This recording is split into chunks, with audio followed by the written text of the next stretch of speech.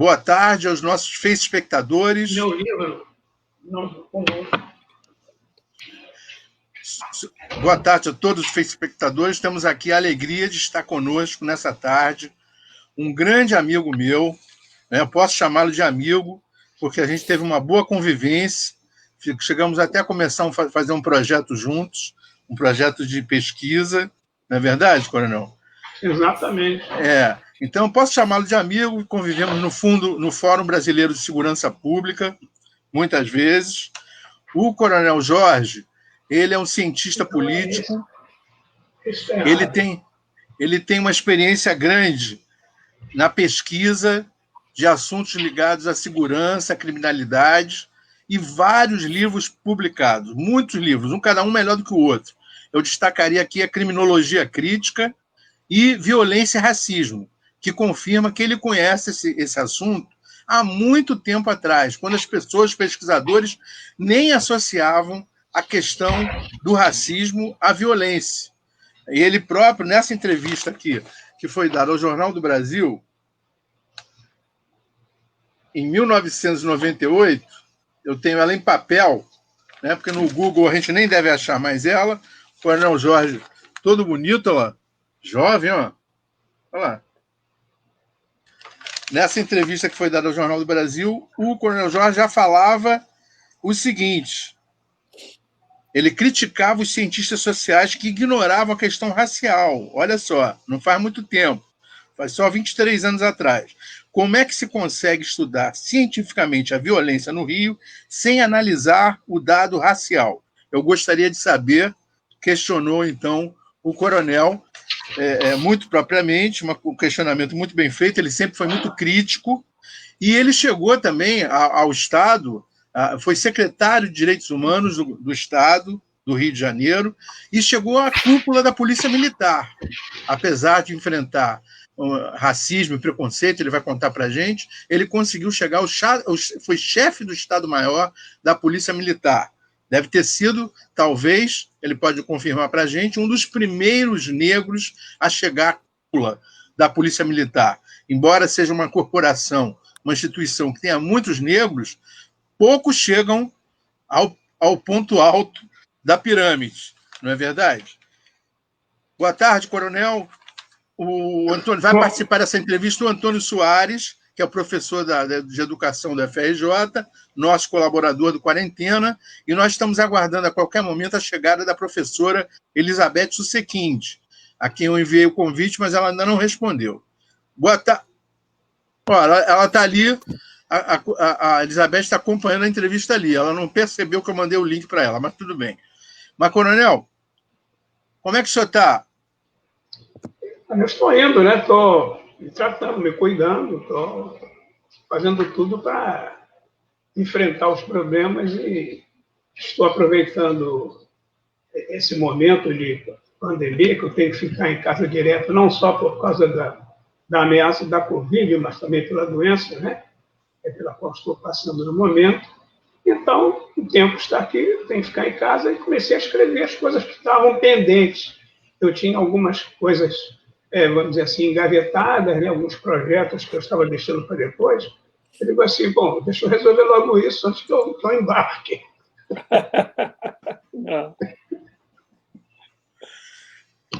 Mas, coronel, o senhor gostaria de começar falando sobre esse livro que o senhor acabou de lançar? Para depois, então, nós fazermos as perguntas? Olha, por incrível que pareça, né? Há pessoas que acreditam em coincidências. Eu acredito, mas não acredito muito. Porque esse livro ficou pronto ontem. Chegou às minhas mãos ontem. A editora mandou para mim ontem o livro. E o livro, aqui, PMs, a Sina dos Algozes Vítimas. PMs. Não sei se dá para ver aí. Ah, sim, está ótimo. Dá uma paradinha nele para as pessoas verem melhor. PMs, a Sina dos Algozes Vítimas, Coronel Jorge da Silva. Perfeito, deu sim, está ótimo.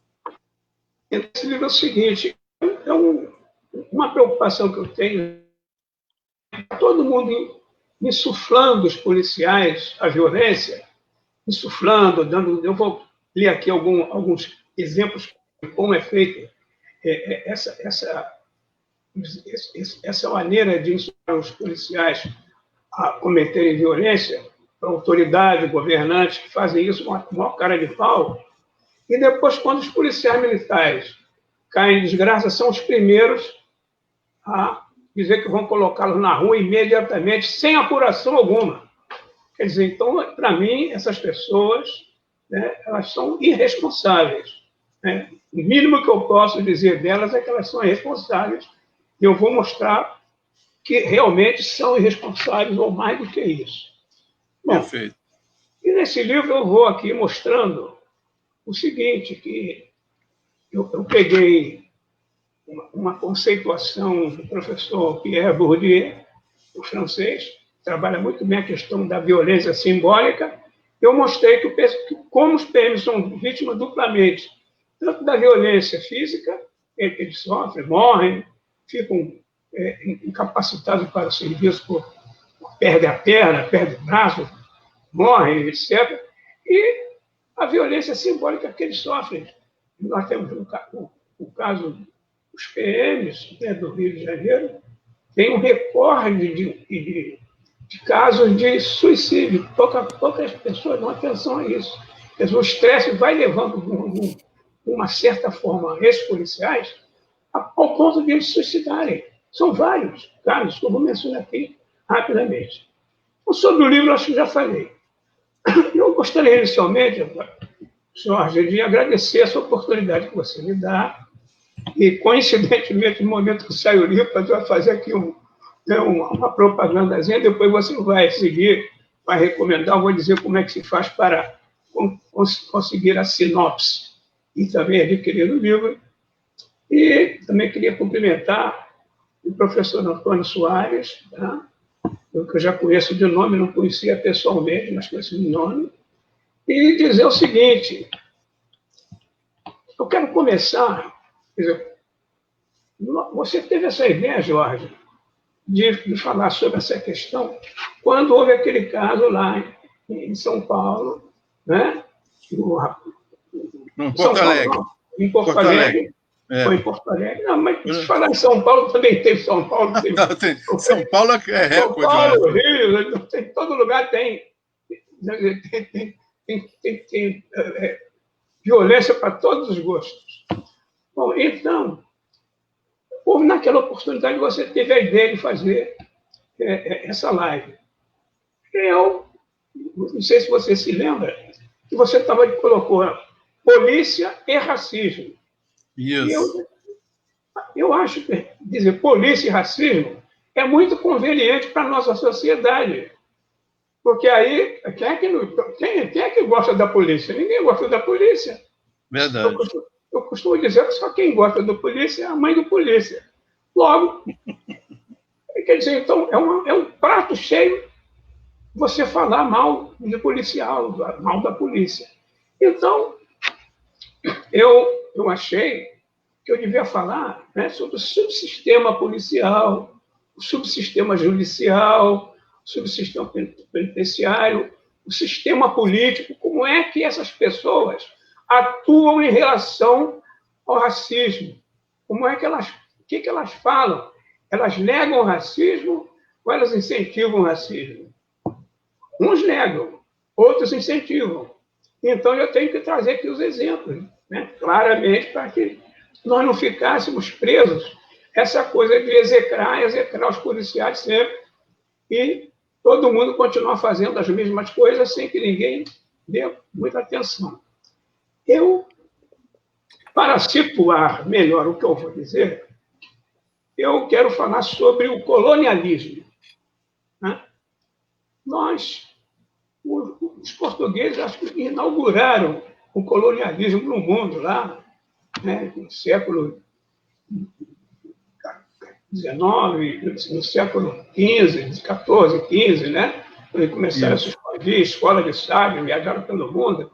Eles aí descobriram o Brasil. E aí começaram a colonizar o Brasil. Foram os primeiros colonizadores do nosso tempo. Bom, na virada do século XIX para o século XX, o Brasil começou a receber muitos imigrantes europeus. Que imigrantes eram esses? Houve uma partilha do mundo. O mundo foi partilhado por países europeus, capitaneados por Inglaterra, França, Espanha, Portugal. Esses países se consideraram donos do mundo. E cada um pegou a sua fatia do bolo. Bom, no momento em que se estabelece, né, a conquista, era um momento de tomar posse dessas terras. Inclusive, os portugueses que vieram aqui no Brasil com os probleminhas com os holandeses, com os problemas com os franceses, que queriam implantar a França Antártica aqui. Mas, no final, o Brasil ficou sendo membro dos portugueses. Com a República, então, já começa a incentivar, né, a imigração de europeus. No Brasil recebe uma grande quantidade de europeus, né, de portugueses, portugueses já viviam na terra, de italianos, franceses, holandeses, alemães, em suma. O Brasil ficou sendo assim um lugar para onde essas pessoas começaram a vir e aqui se integraram, né? Porque quando eles vieram para cá, essas pessoas começaram a vir para cá na metade do século, no final do século XIX para o século XX, o Brasil já possuía milhões de negros e indígenas, e eles eram minoria. Então, nós tivemos aí um grande problema, que foi o problema da manutenção da escravidão. Tanto isso é verdade que uma coisa interessante, né, quando você começa a falar sobre a escravidão, você começa a ver uma coisa interessante. Quem fala sobre a escravidão são os senhores de escravos e os herdeiros dos senhores. Eles é que vão dizer que o Brasil teve uma escravidão benigna, que o Brasil, os negros conviviam harmoniosamente com os brancos, com os senhores, com as famílias. Quer dizer, começaram uma narrativa totalmente distorcida. Eu diria até uma narrativa mentirosa sobre o que realmente aconteceu. De qualquer forma, apesar de todos esses problemas, nós conseguimos, né, talvez até pela grande quantidade dos milhões de negros que os europeus encontraram aqui, e indígenas que eles encontraram, nós conseguimos uma coisa chamada miscigenação. Quer dizer, a miscigenação aqui foi bem forte. E isso talvez tenha abrandado um pouco, né, esse antagonismo que se estabelecia naquele momento. Eu acho que isso aí foi muito positivo. E o tempo passou, né? Estamos aqui descendentes de portugueses, aqui o professor Antônio Soares, que é um brasileiro, descendente de brasileiro, e os descendentes dos europeus que estão aqui no Brasil, italianos, portugueses, são brasileiros, embora não. Isso não quer dizer que não tenham orgulho também da sua ascendência, do seu país, mas são todos brasileiros, e nós temos essa convivência aqui no Brasil muito importante. Eu acho que é um grande... Nós devemos partir daí para enfrentar o racismo, desse ponto, dessa integração que nós conseguimos aqui, principalmente nas camadas populares. Acontece um probleminha. Dentre esses descendentes de europeus que vieram para cá, existem alguns poucos que, por um processo atávico, né, o atavismo é aquele processo que ele persegue a pessoa depois de várias gerações, aquilo desaparece, fica... Aí lá, num dado momento, depois de 6 gerações, 7 gerações, 5 gerações, aí o atavismo volta e eles começam a ter o mesmo sentimento que tinham os seus ancestrais quando aqui chegaram. Então, nós estamos vendo hoje no Brasil esse processo atávico de ressuscitar, né, o colonialismo. Quer dizer, são pessoas que começam a massacrar indígenas, massacrar no sentido de negar direitos Quer dizer, e praticaram uma coisa que a gente chama de etnocídio. Você tem que tirar todas as características étnicas dessas pessoas, dos negros, dos indígenas, etc.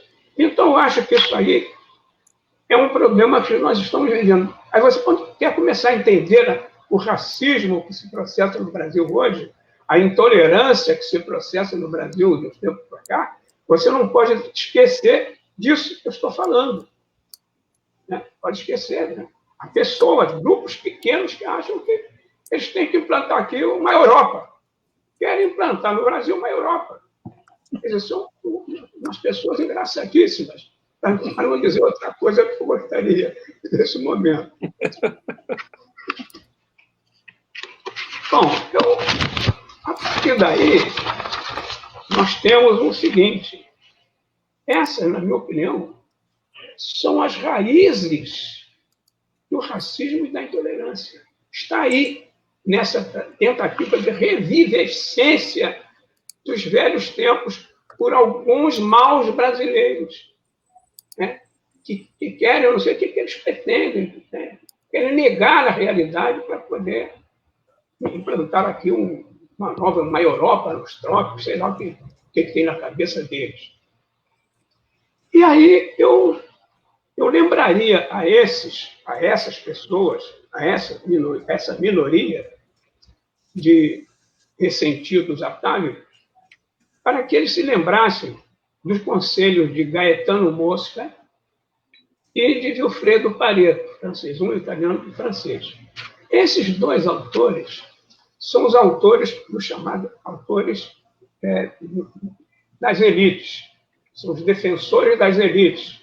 E eles, na virada do século XIX para o século XX, de meados da virada, eles alertavam as elites do seu tempo que não bastava eles se fundarem naquilo em que foi fundado o colonialismo. O colonialismo se fundou em quê? Para que ele fosse justificado na raça, né? No clima, o clima ambiente europeu e na evolução. Então, a raça, os brancos europeus estariam no topo da pirâmide. É uma raça destinada, Deus destinou aquela raça para ela conduzir a humanidade. Aliás, no que Hitler acreditava, escreveu isso no seu livro. Bom, o clima, eles alegavam que civilização só é possível em locais frios e amenos. Não era possível haver civilização nos trópicos em climas quentes. Tem muito brasileiro aqui hoje que ainda pensa a mesma coisa. E na evolução, quer dizer, então a evolução é o seguinte, na história da humanidade, é como esse desenho que eles fazem, né, do homem, né, levantando e tal. Então, os brancos estariam na frente e eles teriam trazido... Por que eles estariam na frente? Porque eles eram mais inteligentes, mais fortes, mais bonitos, sensatos. E eles, então, mereciam, por terem essa dádiva divina, comandar o mundo. Então, há pessoas ainda hoje que pensam assim. Ou seja, não seguiram as advertências de Vilfredo Pareto e Gaetano Mosca. Perfeito. E por que eu estou falando isso? Agora, vamos ver aqui, eu não sei se vocês viram hoje, justo hoje, um grupo de juízes lá em Pernambuco se revoltou porque a Associação de Magistrados quer dar um curso sobre racismo para os juízes. Eu soube. Está nos jornais de hoje, pode olhar. Quer dizer, e eu tinha colocado aqui que os juízes precisavam estudar esse assunto. Tinha que ter um curso sobre questões raciais para juízes, para professores, para advogados, para professores universitários, para militares das Forças Armadas, né? Porque senão você fica nesse reducionismo, que o problema da violência contra os negros é a violência da polícia. Que maluquice! Que maluquice! Então, eu vou aqui trazer para vocês o caso de um juiz federal. Esse juiz federal, juiz criminal do Rio de Janeiro, a Igreja Universal do Reino de Deus, alguns anos atrás, publicou um conjunto de 6 ou 7 vídeos em que pastores que diziam que tinham sido da Umbanda e do Candomblé. E que eles, quando eles eram da Umbanda e do Candomblé, que eles faziam um pacto com o diabo, umas coisas horrorosas. E eles publicaram aquilo em vários, né? Aí, algumas associações que defendem as religiões de origem africana entraram na justiça, né? Aqui no Rio de Janeiro, para que aqueles vídeos fossem retirados. Ele só pediu que os vídeos fossem retirados. Resposta do juiz federal.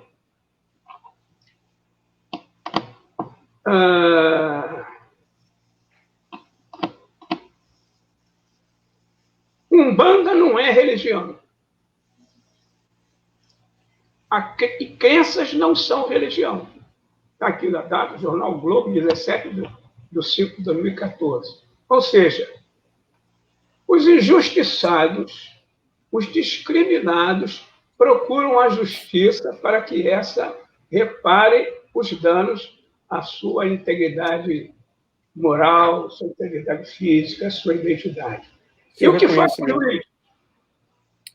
O reconhecimento, né? É o reconhecimento do seu direito, né? Da sua dignidade. E o que faz o juiz que devia mandar retirar de plano os vídeos? Não retirava, não, porque Umbanda não é religião. Por isso, quer dizer, ele podia até negar, mas usando argumentos jurídicos. Não, mas não, ele usou esse argumento que eu acabei de ler para vocês. Ou seja, ele para negar os direitos dos negros, o que ele fez? Ele simplesmente praticou o crime de racismo. Ele praticou o crime.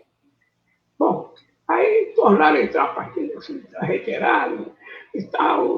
Lá adiante, parece que conseguiram que ele voltasse atrás, não na decisão de retirar os vídeos ofensivos da internet, mas alegando outras razões, mas manteve a decisão dele. Absurdo, que absurdo. Pois é, mas as pessoas estão querendo saber por que o policial discrimina. As pessoas estão querendo saber por que o policial é violento, e não estão querendo saber por que o juiz faz isso. Não estão querendo saber. Então, mas vou dar mais um exemplo aqui. O senhor, posso perguntar? Por favor. O Gessé de Souza, né, que escreveu A Elite do Atraso, né, recentemente, vários livros, vem A Ralé, O Povo como Ralé, né, que é uma representação. Ele tem uma coisa nesse penúltimo livro dele, que é muito interessante, que ele diz assim: todos nós somos racistas. Todos nós somos racistas porque fomos criados numa cultura escravocrata, hierarquizada, né? A diferença é que alguns têm consciência e se autovigiam para não agir de forma racista, né? Ou seja, você tem consciência que foi criado num sistema escravocrata, né? Num sistema de cultura ainda escravocrata, mesmo que o sistema, como modo de produção, tenha acabado, mas a cultura escravocrata permaneceu em nossa sociedade. Basta a gente olhar apartamentos de 50 metros em Copacabana com banheiro de empregada e quarto de empregada. Isso aí na verdade, é um modelo em miniatura da Casa Grande ou do sobrado, né? Que tinha que arrumar o lugar para o mucambo, né? Então, de certa forma, o Gessé vai dizer: o problema que nós temos é isso, é que nós estamos lutando contra um movimento antirracista que mesmo somos criados nessa cultura escravocrata, mas temos que nos reeducarmos nisso.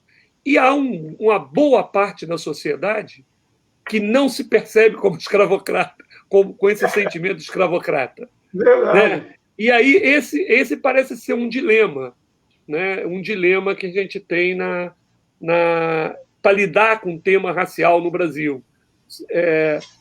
E aí a gente pode voltar um pouco lá atrás depois. Mas a minha pergunta é, no meio policial, né? Como funciona, na verdade, a consciência que nós somos uma sociedade escravocrata, em diferentes grupos de cor na polícia, né? Porque tem brancos, tem negros, tem pardos, etc. Mas na sua experiência como intelectual e como uma pessoa que esteve por dentro da instituição, como funciona essa consciência que nós somos um país que veio da escravidão e que temos uma cultura escravocrata ainda entranhada nas nossas subjetividades? Eu vou começar pela primeira observação que o senhor fez. Não me chama de senhor, né, seu Jorge? Não, senão vou te chamar também de coronel, doutor. Você tem barba, eu não tenho. Então, é o seguinte, né? A questão todos nós somos racistas. Eu não vejo grande problema de um negro ser racista contra o branco. Qual é o efeito prático para a sociedade de um negro ser racista em relação ao branco? Qual é o efeito? Nenhum. Então, nem todos. Nós todos somos racistas, mas nem todos. Mas nem tanto. Quer dizer, não vejo grandes efeitos de um negro ser racista em relação aos brancos, porque não causa nenhum estrago aos brancos. Agora, o inverso, sim. Então, esse é o primeiro ponto. Com relação à sua pergunta direta sobre os policiais, né, os policiais negros, as Forças Armadas e as Forças Auxiliares, que são as PMs, quando você entra numa corporação como a PM, a primeira coisa que você aprende é que não existe negro branco. Ou seja, uma das primeiras lições é essa: você aprende a não ser o que você é. Isso é ensinado desde o início. Então, é muito difícil. Aí, quando alguém diz assim para mim, o próprio policial negro discrimina o negro. Eu digo, quem disse que o policial que você está chamando de negro se considera negro?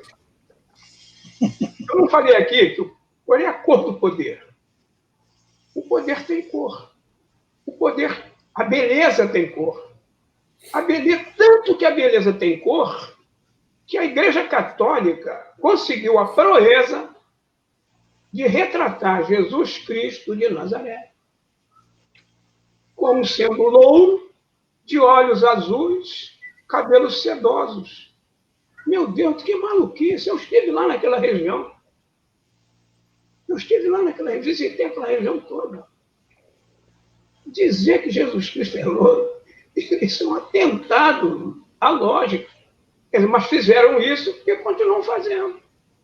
E as pessoas não acham que isso é racismo. Então você começa a perceber isso.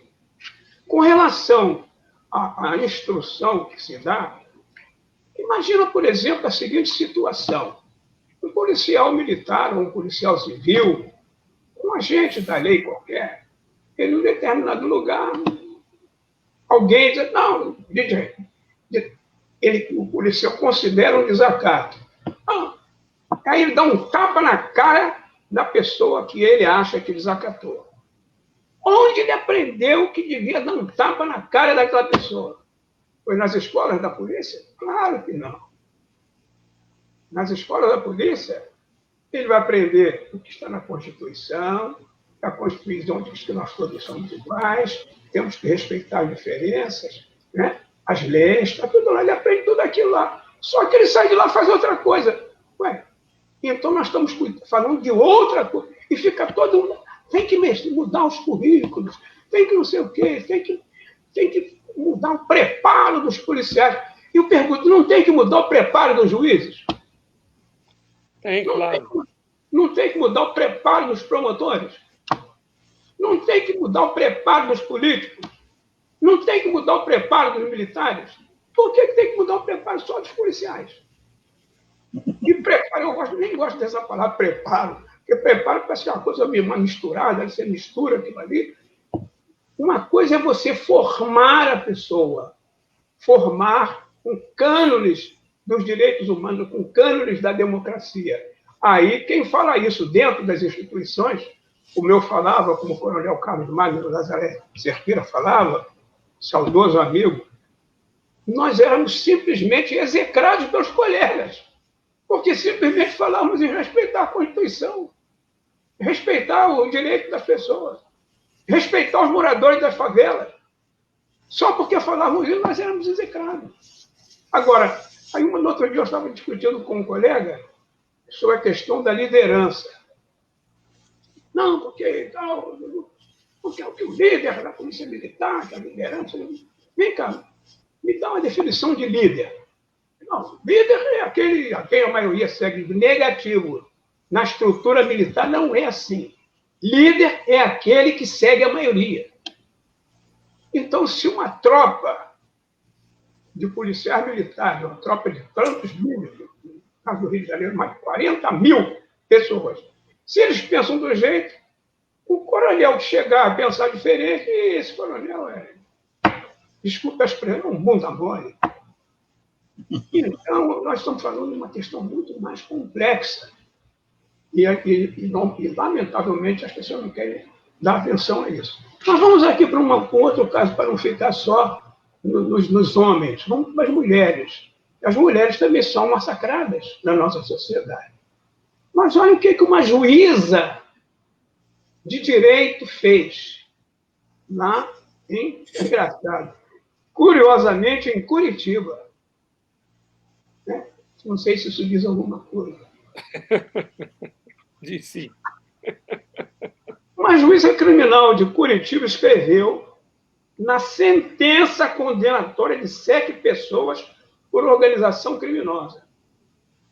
Bom, ela não tinha dúvida quanto a 6 deles. Tinha dúvida quanto a um 7º. Aí ela escreve que a conduta discreta dele devia-se à sua raça. Ela escreve isso na sentença. Eu imagino. A conduta discreta dele, quer dizer, tinha uma conduta discreta para não parecer que era da organização criminosa. E ela conclui que ele era da organização criminosa porque ele tinha uma conduta discreta. Olha só, que maluquice. Bom, uma juíza, eu citei o caso do juiz, citei o caso agora, que saiu hoje, de vários juízes de Pernambuco que estão se voltando contra a decisão da organização deles próprios, que é da curso sobre o racismo para os juízes. Agora, o que vocês têm a me dizer, principalmente o professor? Eu vou fazer uma pergunta a você. Né, ótimo. Uma pergunta longa. O que dizer de bravatas como as seguintes? Bravatas, quer dizer, o cara que é durão, comigo não tem conversa, que eu faço, aconteça. O primeiro tiro tem que ser dado pela polícia e não pelo bandido. O Jorge Antônio Barros sabe quem foi que disse isso. Nós tivemos juntos com essa pessoa, né, Jorge? Frase atribuída ao secretário de Segurança. Entendeu? O secretário de Segurança, diante das câmeras de televisão, dos microfones dos jornais, ele diz que o primeiro tiro tem que ser dado pela polícia e não pelo bandido. Esse mesmo secretário conseguiu do governador que o governador instituísse no estado do Rio de Janeiro promoções e gratificações por bravura, amplamente conhecido aqui no Rio de Janeiro como gratificações faroeste. Então, nomes, gratificações faroeste. Nome que o povo deu essa gratificação, gratificações faroeste. Bom, mata quem tiver que matar. Naquela vez que houve aquela tomada de Bangu 1, com o assassinato de delinquentes rivais, ali não tinha conversa. Ali tinha que entrar o BOPE. Se eu sou governador naquele momento, entra o BOPE e mata quem tiver que matar. Afirmação atribuída ao prefeito, em 2004. Eu pergunto, são mensagens, né? Na teoria da comunicação, a gente sabe que você tem mensagem a ser passada, você tem o emissor da mensagem e quem recebe a mensagem. Minha pergunta é a seguinte: como são decodificadas lá na base da polícia, na base do próprio Ministério Público, da Justiça, das pessoas em geral da sociedade, essas mensagens macabras? Ah, esse governador é bom, grande, assim mesmo. É isso mesmo, todo mundo dizendo que é isso mesmo. Mas tem mais. Não se faz um omelete sem quebrar os ovos. Frase atribuída ao então secretário de Segurança, justificando 19 mortes de uma só vez no Complexo do Alemão, 2007. Mas morreram 19, secretário. Não se faz um omelete. Quer dizer, ele comparou os mortos a ovos e ainda foi aplaudido. Essa é a nossa sociedade, gente. Nós vivemos numa sociedade doente. Nós vivemos numa sociedade doente. E a gente pensando, só queria falar, não. Não, mas é exatamente isso, né? É aquela velha história. É uma sociedade hierarquizada, com mentalidade escravocrata, que alguns merecem viver, outros não. Verdade. Uns merecem. E é exatamente isso. Se morrem 19 pessoas numa favela, a consternação, a sociedade. Agora, se morrer um burguês tentando entrar com seu carro na garagem em Ipanema, isso dá uma outra dimensão coletiva. Ou se um burguês é assassinado pela polícia, isso dá um outro peso, porque algumas vidas valem mais, outras vidas valem menos. E isso está colocado não só na sociedade brasileira, como no próprio Estados Unidos. Vidas negras importam, né? Um movimento lá que as vidas negras importam, aqui também. Mas isso me lembra um pouco, quando o senhor fala dos juízes, aquele livro do Boris Fausto, Crime no Restaurante Chinês, que foi um crime que aconteceu na década de 40, e pelas investigações, um negro acabou sendo indiciado.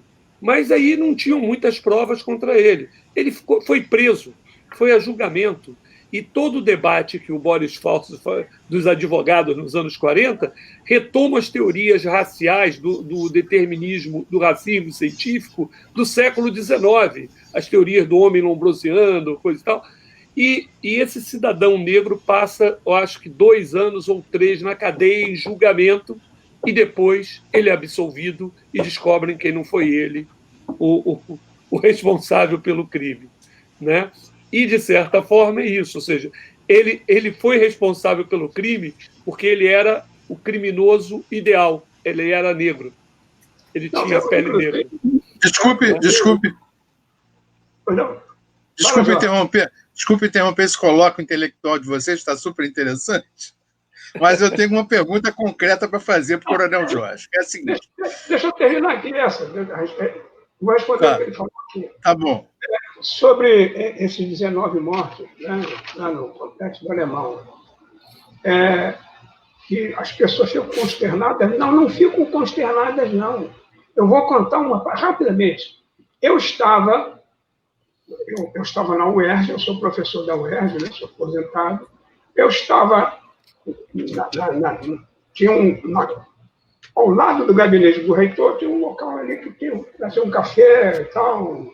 Eu estava ali tomando um café.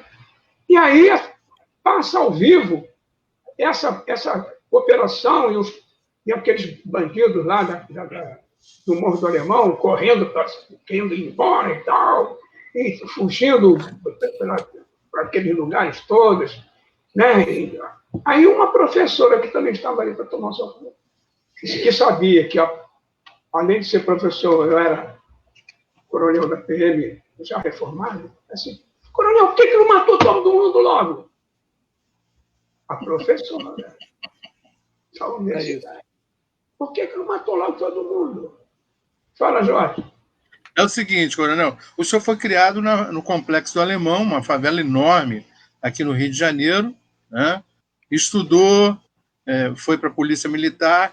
Eu queria que o senhor fizesse uma breve análise da mudança de comportamento da polícia no acesso às comunidades pobres do Rio de Janeiro. Me parece, né, historicamente, que obviamente há realmente ali a favela como um gueto, em que a polícia tinha uma certa dificuldade de entrar, mas entrava de modo mais fácil na década de 50, e depois, com o aumento do controle da criminalidade do território, com armamento pesado e tudo, esse acesso já é dificultado, a polícia tem que usar blindados, como o Caveirão, né?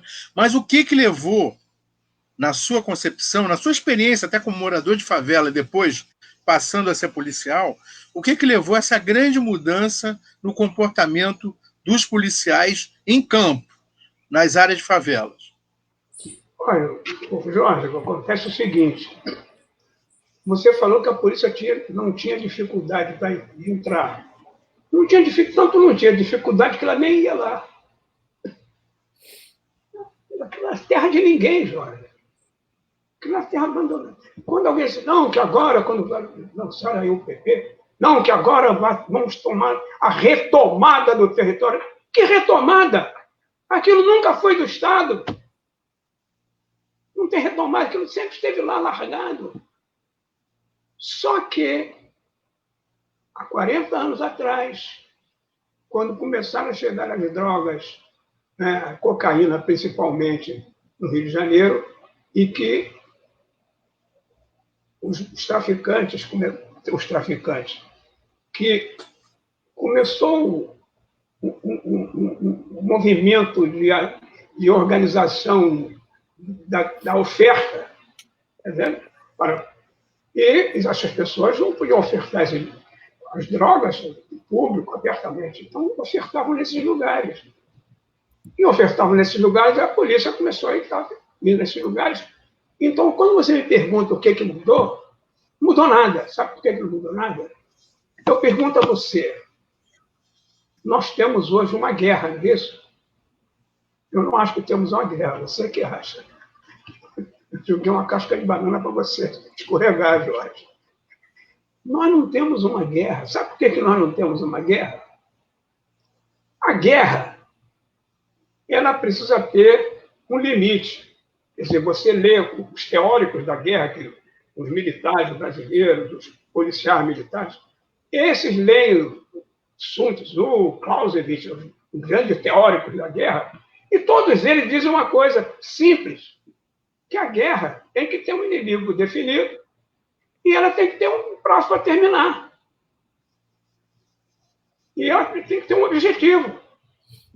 A guerra tem que ter um objetivo, tem que ter um inimigo definido e um prazo para terminar. Você não declara uma guerra para ficar guerreando a vida inteira. Eu estou dizendo a você que o primeiro fuzil, Jorge, apreendido no Rio de Janeiro faz 40 anos. Foi com aquele Naldo, da Ana Rocinha. Naldo, Cassiano e Brasileirinho. Primeiro fuzil. Aí eu pergunto, qual é o problema que nós temos aqui? É a polícia? É o governo?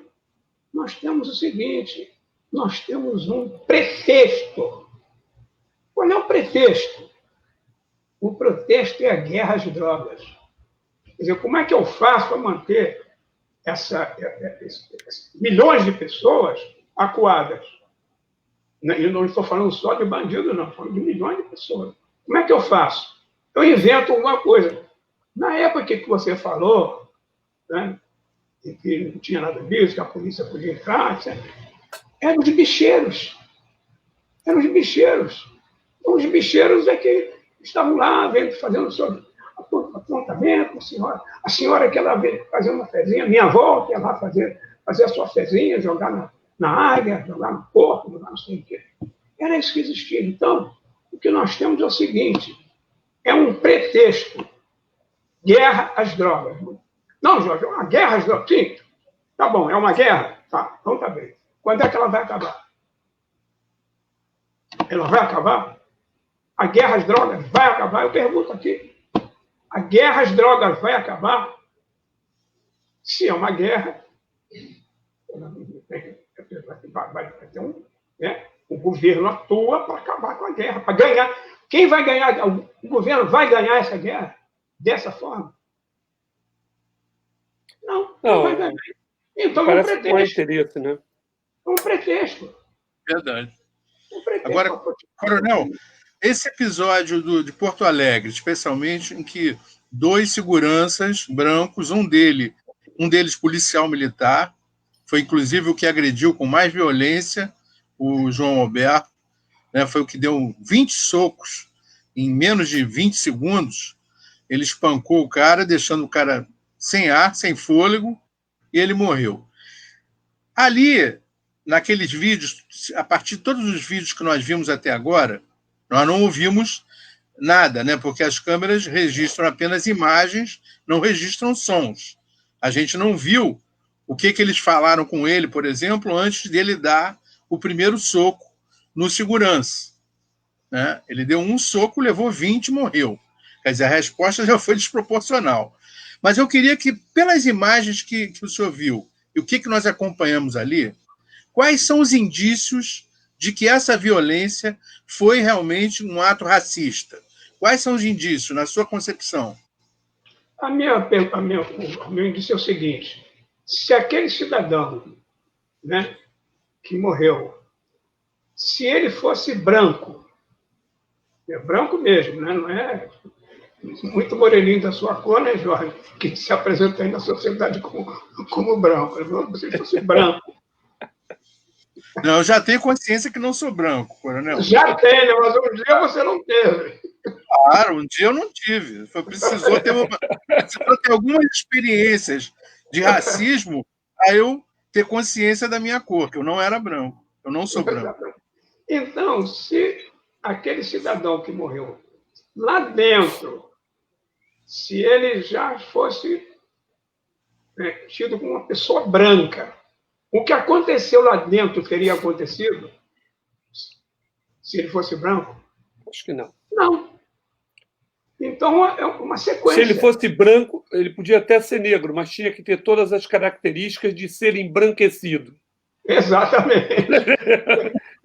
Bem vestido, de terno, italiano. Exatamente. Entendeu? Relógio de marca, caneta. Exatamente. Ou seja, ele tinha que mostrar que ele não era um negro comum. Que aqui no Brasil é isso aí. Né? Como se diz na minha terra, né? Negro sim, senhor.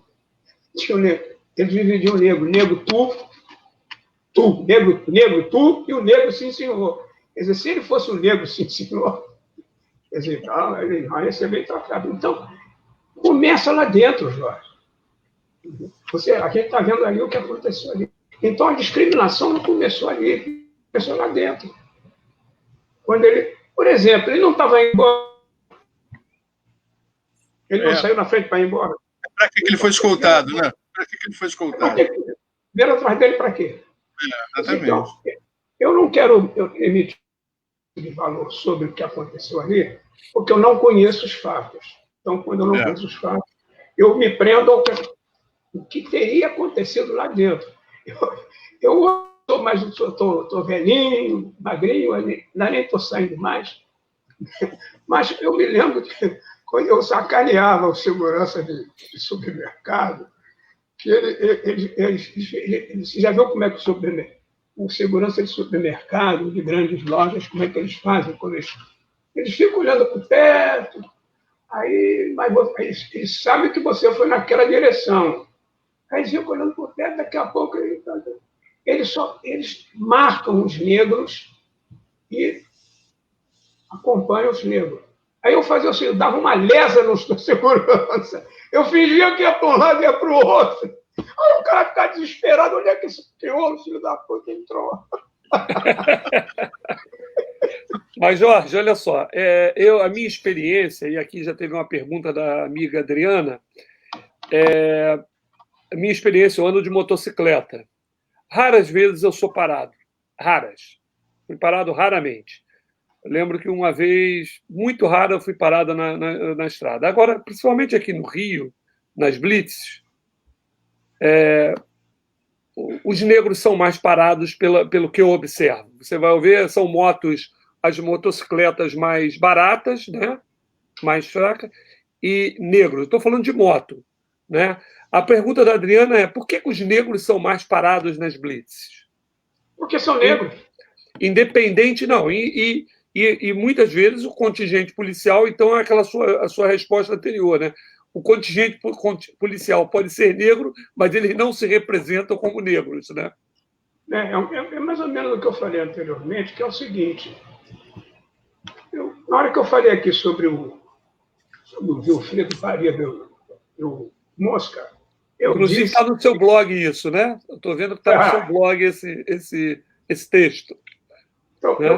Eu estava dizendo o seguinte, que eles aconselhavam, quer dizer, que se você quer manter o poder, se uma elite quer manter o poder, ela tem que fazer o seguinte, ela não pode mais se escudar no fato de ser da raça, entre aspas, branca, né, de ser mais inteligente, de ser mais isso, mais aquilo, porque as situações concretas provaram que não é o fato de você ser branco que você é mais inteligente que o negro.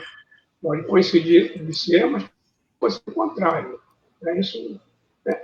E você pode ser muito bonito, mas a moça quer namorar com o preto. E olha que merda. O cara fica desesperado.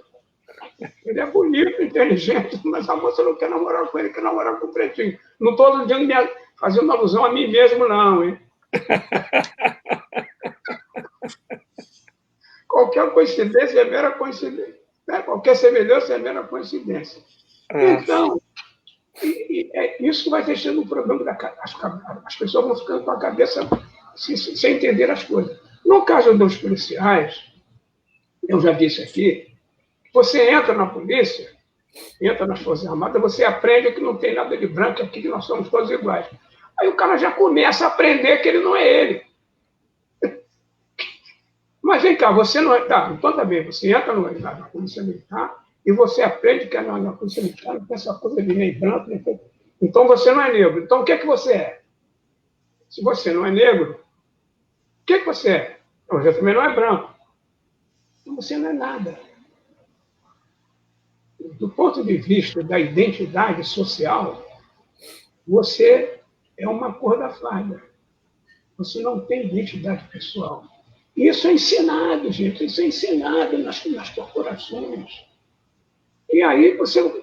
por que o policial negro discrimina o próprio negro? Ele não é negro, não. O poder não é negro. E ele representa o poder. Como é que ele... Se ele representa o poder e o poder é branco, ele não é negro. É simples assim. Mas deixa eu seguir aqui naquele...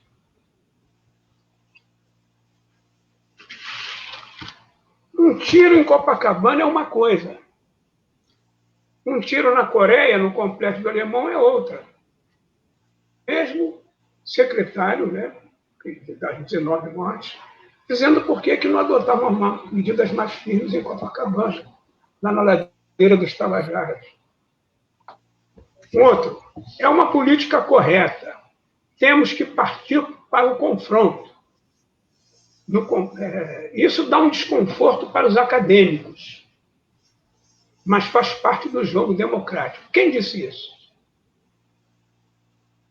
Cabral. Ministro da Defesa. Ministro da Defesa. O Jungmann? Não, foi um civil, mas não vou dizer quem não, porque até gosto muito dele pessoalmente. Imagina o que eu faço. Não, só tem que dar o nome do santo. Só tem que dar o nome do santo. Verifica o que eu não faço com o que eu não gosto. Hein? Esse aqui, eu gosto desse isso aqui. O que eu não gosto, cuidado. Hein? Bom, você pega o número de filhos por mãe na Lagoa Rodrigo de Freitas, Tijuca, Meier, Copacabana. É padrão sueco. Agora, pega na Rocinha, é padrão Zâmbia, Gabão. Isso é uma fábrica de produzir marginal. Quem disse isso? Esse foi o Cabral. Foi o Cabral. Governador do Estado. Que agora está preso. Graças a Deus, preso. Graças a Deus. Quando eles pegam um para bode expiatório.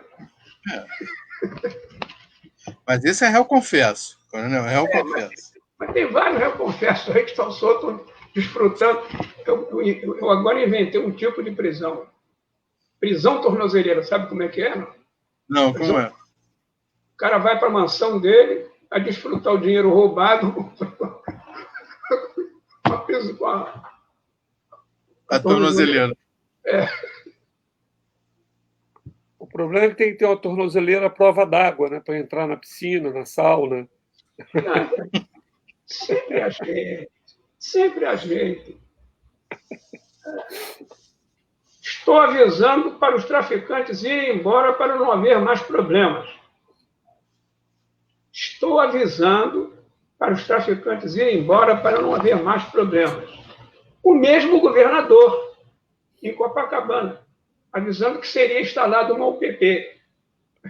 Aí eu pergunto, eu disse, na hora que eu disse, olha, você está avisando os traficantes para irem embora? Aí eu me pergunto, para ir embora para onde? Ir embora para onde? Para outra favela? Para onde? Nos Estados Unidos?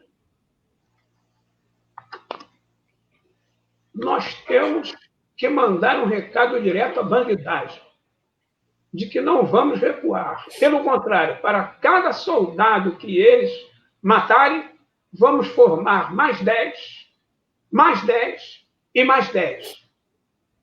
Quer dizer, a solução para o problema, no caso desse candidato a governador, em 2018, era formar mais. Vai matando com ele, vai matando. Aumentar o contingente, né? Peça em terra igual a tamanho. Peça de reposição. Essa de reposição, verdade. São todos valentões de gabinete. Então, eu pergunto, diante dessas mensagens de autoridades, o que esperar que os policiais façam, que os juízes façam, que os promotores façam, que os professores façam? Que a sociedade faça. Se eles dizem essas coisas e são eleitos. Logo, é verdade. Eles dizem essas coisas, que para nós é um absurdo, mas eles são eleitos por dizerem isso. Logo, essa é a sociedade em que nós vivemos, a sociedade doente. Deixa eu lhe fazer uma pergunta. Até que ponto, por exemplo, os salários pagos, principalmente a maior parte da tropa, não digo o oficialato, que é um salário mais digno, né? A maior parte da tropa, ela não produz uma seleção, uma disputa, uma seleção negativa, né? E, de certa forma, ela é um salário que não dá dignidade para um policial viver autonomamente nessa sociedade, com um salário realmente que é quase vergonhoso pelo tipo de risco que tem essa profissão, né? E o que isso impacta tanto na corrupção como diretamente na violência, essa questão da estrutura da carreira do policial militar, da polícia militar nos estados, na sua opinião? Olha, a sua observação é correta. Quer dizer, as praças, inclusive, esse livro, eu estou me direcionando mais às praças, porque são realmente os que mais sofrem. Não estou querendo dizer que os oficiais, coronéis, majores, não sofram também essa discriminação dos efeitos da violência, mas os que mais sofrem são as praças. E o que acontece é o seguinte, aí, esses policiais, uma coisa que eu estou dizendo aqui, que uma das formas de eles serem vítimas, no caso deles, serem vitimados, é o fato de eles serem militares. Mas, cara, o que tem a ver o fato de eles serem militares? Pelo seguinte, que eles, como militares, constitucionalmente falando, eles são obrigados a estar à disposição do Estado. Quando eu digo Estado, aqui estou falando do Estado-nação, o Estado também Estado da Federação, os 365 dias do ano, sem reclamar. Em caso de guerra, em caso de férias, ele pode ser chamado. E quando você começa a reivindicar aumento para os policiais, as desculpas são sempre as mesmas. Eles são muitos. Qualquer aumento que se dê, estoura o orçamento do Estado. Quer dizer, o governador diz isso num dia, no dia seguinte ele diz que vai incorporar mais não sei quantos milhares de PMs. Um dia ele diz que não tem dinheiro para melhorar o salário daqueles que já estão dentro. No dia seguinte ele anuncia que vai contratar mais não sei quantos milhares de policiais militares, vai comprar mais não sei quantas mil viaturas, quantos mil fuzis. Ou seja, e as pessoas ficam querendo que o policial militar... Aí você diz, você imaginou esse policial que é discriminado, que é humilhado pelo próprio sistema do qual ele faz parte? Esse policial vai para a rua com o quê? Com raiva, estressado. Imagina um homem que tem poder de polícia, arma na mão, com raiva. Aqui, nesse caso lá do shopping, lá, para mim está nítido que o policial estava com muita raiva. Muita raiva. Quer dizer, quando você prepara os policiais, deixa ele com bastante raiva, como se tivesse... É como se a sociedade fizesse isso de propósito. Não deixar ele com bastante raiva, porque ele aí faz o que a gente quer. Aí o policial vai para lá e comete tudo desativo. E quando é acusado, aí vem todo mundo, não, tem que botar na rua, prende, arrebenta. Quer dizer, eles são, mais uma vez, injustiçados. Então, eu vejo dessa forma. Coronel, o J. Antunes aqui, que está mandando um grande abraço para o senhor. Um grande se o senhor lembra dele? Ele pergunta o seguinte, o que o senhor poderia falar sobre a Fundação Palmares, cujo presidente faz lista contra negros, faz o diabo a quatro, dizendo que não tem racismo no Brasil. O J. Antunes está perguntando o que o senhor poderia comentar sobre a atuação desse presidente. E, em seguida, o senhor também pode responder a Beth Susequinde, que pergunta como é que o senhor está vendo o movimento negro hoje no Brasil. Olha, no caso da pergunta do meu amigo Antunes, eu acho que é o seguinte, quando você tem lá uma fundação para lutar pela emancipação social dos negros. Aí você coloca nesse lugar a pessoa que é contra isso.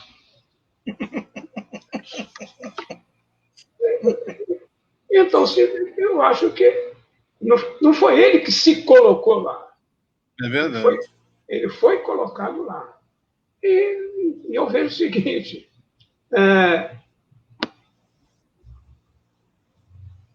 no outro dia me mostraram uma gravação do Morgan Freeman, aquele ator norte-americano.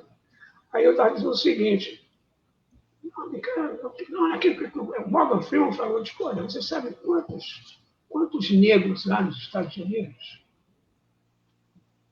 São 14% da população. Então, a mais de uns 40 e tantos milhões de negros. Quantos negros norte-americanos pensam como ele, como o Morgan Freeman? Eu faço aqui. Nós temos aqui 56% dos brasileiros se apresentam como negros ao IBGE. Quantos desses pensam como esse rapaz, né?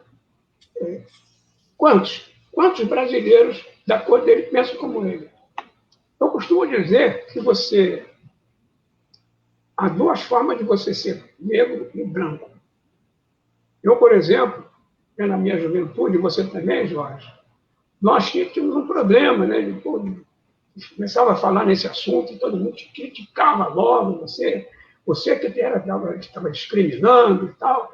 Então, durante muito tempo, eu fui meio branco por dentro. Ou seja, eu tinha um pé na sala. O Fernando Henrique não disse que tinha um pé na cozinha. Eu tinha um pé na sala. Até que eu cheguei a coronel e digo, bom, a PM não tem general, agora eu posso me expandir. E eu aí resolvi botar os 2 pés na cozinha. Muito bom, muito bom. Entendeu? Então, o que acontece é o seguinte, esse rapaz, ele é preto por fora e branco por dentro, é só isso. E essa pergunta da Beth sobre o movimento negro, como é que o senhor vê a organização do movimento negro hoje no Brasil?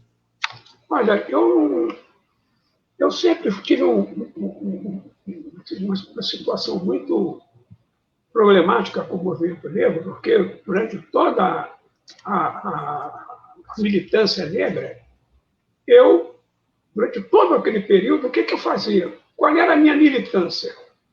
Era escrever sobre o racismo. Então, o primeiro livro sobre essa questão, inclusive, eu vou agora, se Deus quiser, se eu não embarcar antes, ele vai sair mais um livro. Direitos Civis e Relações Raciais no Brasil, que é um livro que eu lancei há 27 anos atrás. Então, há 27 anos atrás, e as pessoas queriam me cobrando por que eu não usava trança, por que eu não ia para as passeatas. Então, cada um luta da sua forma, né? Então, como é que eu vejo o movimento hoje? Eu acho que o movimento, não só o movimento, quer dizer, houve grandes avanços. Grandes avanços. E vou dizer uma coisa a vocês, sinceramente. Grandes avanços que nós obtivemos no Brasil, graças aos constituintes de 1988, que abriram uma vereda para que nós caminhássemos democraticamente, graças aos parlamentares que depois ajudaram a editar várias leis que beneficiaram negros, né? Acabaram com aquele odioso Código de Menores, né? Editaram o Estatuto da Criança e do Adolescente, o Código do Consumidor, uma série de medidas. E o Supremo Tribunal Federal, que eu me lembro muito bem, quando estava para ser discutido e votado o Estatuto da Igualdade Racial, alguns intelectuais brasileiros, brancos, assinaram um manifesto contra aquele Estatuto da Igualdade. E os negros fizeram o outro, abaixo assinado. Foi praticamente o triplo daquilo.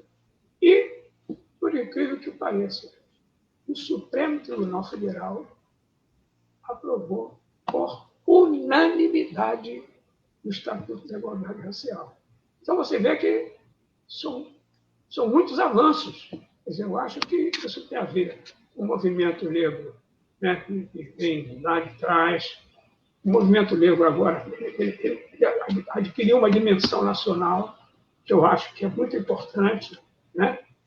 Uma articulação de São Paulo, Rio de Janeiro, Rio Grande do Sul e alguns estados do Nordeste. Quer dizer, então, eu vejo que nós conseguimos caminhar. E, na sua opinião, para a gente praticamente encerrar, eu queria que o senhor dissesse quais são os caminhos que a gente pode tomar para reduzir o racismo na sociedade brasileira. Acabar nunca a gente vai acabar, mas reduzir, né? Tornar ele com menos efeitos nocivos à sociedade como um todo. Olha, eu não tenho problema algum se alguém não gosta de negro. Não gosta de negro? Não gosta? O problema é de quem não gosta. Agora, eu quero ser respeitado como negro. Então, há uma distinção. O preconceito. Não. É preciso distinguir entre racismo como conceito e racismo como infração à lei penal. Então, você não é obrigado a gostar de mim porque eu sou negro. Você não é obrigado a gostar do negro. Agora, você é obrigado a respeitar os negros. Você é obrigado a respeitar as mulheres. Você é obrigado a respeitar os indígenas. Por quê? Porque isso já está legislado. E a infração penal. Se é infração, você está sujeito a ser punido. Só que eu não confio muito na legislação penal. Eu vou mais pelo caminho que você. Não, pelo seguinte, porque você vai de caso a caso. Eu prefiro esse movimento global. Por exemplo, quando eu falo aqui, eu deixei para o final, na educação, então, por exemplo, a Lei 10.639 de 2003, 17 anos essa lei, uma lei que estabeleceu que a obrigatoriedade do ensino da cultura afro-brasileira e indígena nas escolas. Isso não foi para frente por quê? O movimento negro insistindo, porque os educadores, ou seja, secretários de educação, secretários estaduais de educação, municipais de educação, governadores simplesmente achavam que isso era uma bobagem. Então, eu acho que é por aí. Então, por exemplo, essa revolta de 34 juízes lá de Pernambuco contra 500 que querem levar o ensino discussão sobre o racismo entre os juízes, eu acho isso um avanço. Vai ter que acontecer. E agora houve um recuo. Houve um recuo na base nacional, nos BNCCs. Sim, mas não, nesse o recuo é válido. Por quê? Porque... Não, houve um recuo no sentido de retirar o tema de gênero, o tema raça, e fala em diversidade. Ou seja, isso, de certa forma, é complexo, realmente. Isso é passageiro. Porque... Sabe por quê? Você não acaba com uma onda com uma marolinha. A onda vem muito forte, ela é muito forte. A onda é muito forte. E ela não é uma onda só brasileira, é uma onda mundial. Pelo reconhecimento das diferenças, reconhecimento do papel das mulheres na sociedade, né?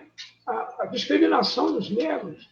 Então, por exemplo, eu estava comentando no outro dia com a minha mulher, nessas manifestações contra o racismo no mundo inteiro, quem está fazendo essas manifestações contra o racismo? Pessoas brancas. Poucas. E negras. Cuidado de pensar a proporção de negros em relação aos brancos. Quer dizer, brancos no mundo inteiro, principalmente jovens, estão nessa contra isso, contra essa discriminação odiosa.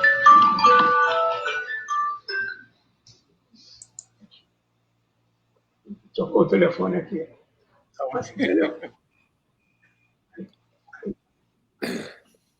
Não, é verdade. Agora, acho que nós estamos, de certa forma, como o senhor disse, né? Nós temos que... O que eu quero é respeito, né? Isso me lembra até uma frase de um psicanalista que eu fiz terapia um tempo com ele, diz assim: eu não quero que ninguém me ame, eu só quero que me respeitem. Né? Ele dizia isso, porque o amor é muito violento. Né? Eu não quero amor, quero respeito. Né? Mas eu acho que nós temos que avançar para construir novas subjetividades na qual a cor da pele não seja uma barreira inicial das relações, né? E, de certa forma, eu acho que o caminho disso é a educação, né? Uma educação no sentido amplo, que passa pelos meios de comunicação, pela escola, pelas relações cotidianas. E eu acho que, nesse sentido, nós estamos avançando, com alguns tropeços ou não, criando, de certa forma, constrangimentos na nossa cultura, né? para penalizar, de certa forma, culturalmente, aqueles que se assumem racistas ou que tentam declaro, né? aqueles que se declaram e aqueles que mesmo sem consciência, agem de forma racista, né? Não, eu diria o seguinte, eu vejo a coisa da seguinte maneira. O avanço tem sido muito maior do que eu imaginava. E o retrocesso que a gente está observando em alguns setores da sociedade, tá? É preciso entender que não é obra lá do rapaz lá da Fundação Palmares ou do fulano de tal.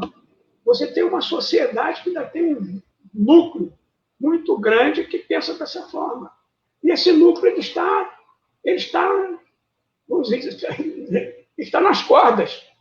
Esse núcleo, né? Ele está nas cordas. Então, eu acho que isso aí é passageiro e que nós estamos caminhando realmente para uma sociedade mais justa, mais igualitária. Eu queria só, para terminar, trazer aqui voltar aqui ao Vilfredo Pareto Almoço, que ele dizia o seguinte: não se baseie apenas na raça, você ser a raça superior, que é mais inteligente, não. Tem que dar o exemplo. A elite, ela só se mantém como elite se ela der o exemplo. Ou seja, se ela for íntegra, se ela for honesta, se ela der o exemplo a todas as pessoas. Então, se ela não for, como nós temos vários exemplos no Brasil, de pessoas gananciosas, pessoas que não têm limite. E aí eu me deparei aqui com o seguinte, com o voto de pobreza de Jesus Cristo, que está em Mateus capítulo 19, versículo 21. Os jovens se dirigiu a Jesus Cristo, perguntando o que ele deveria fazer, porque Jesus Cristo tinha que respeitar pai e mãe. Eu já faço tudo isso, mas o que mais eu deveria fazer? Aí Jesus Cristo responde para ele: se queres ser perfeito, vá, venda tudo que tens, dá aos pobres, e terás um tesouro no céu. Depois, venha e siga-me. Eu estou dizendo isso aqui porque eu estou vendo muitos seguidores de Cristo que estão indo exatamente para o lado errado. O contrário. Eles não... O voto de pobreza de Jesus Cristo, eles simplesmente jogaram as favas. Era isso. Exatamente. Coronel, infelizmente estamos encerrando a nossa conversa. Agradeço imensamente a sua participação, a sua grande contribuição que o senhor tem dado para essa discussão da criminalidade, do racismo. Agradeço também ao Antônio Soares aqui, que fez excelentes colocações aqui. Gostei do colóquio intelectual que vocês tiveram, da sintonia que vocês tiveram. Eu, como um repórter, como jornalista, que não sou intelectual, né, mas sou um operário da notícia. Não seja modesto, não seja modesto, não seja modesto. Ele estava esperando essa frase. Não seja modesto. Não, mas vocês são realmente, de fato, dois pesquisadores, dois acadêmicos. Eu agradeço muito a todos. A nossa audiência aqui foi a qualidade da audiência foi muito boa. Mandaram grandes abraços para o senhor, né? Aqui tem a Maria Inês Pinot, agora mandando uma mensagem, depois o senhor pode ler aqui nos nossos comentários. E agradecemos mais uma vez a sua participação e gostaria de saber como adquirir o seu livro. Coronel, como adquirir o seu livro? Altadena, Altadena.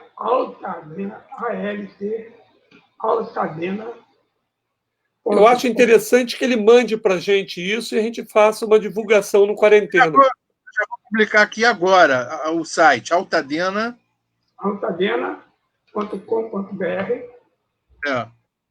Loja 2. Loja 2. .com.br, loja 2 ou é barra loja 2? Olha o Altadena como é que é. O Altadena, eu sei que eu tenho aqui seu livro, que é A Vila do Céu, que o senhor conta as memórias aqui da sua infância. Né? Então, aqui, eu já vi, altadena.loja2.com.br. altadena.loja2.com.br. Né? Como adquirir o seu livro, vou publicar aqui agora. Como adquirir.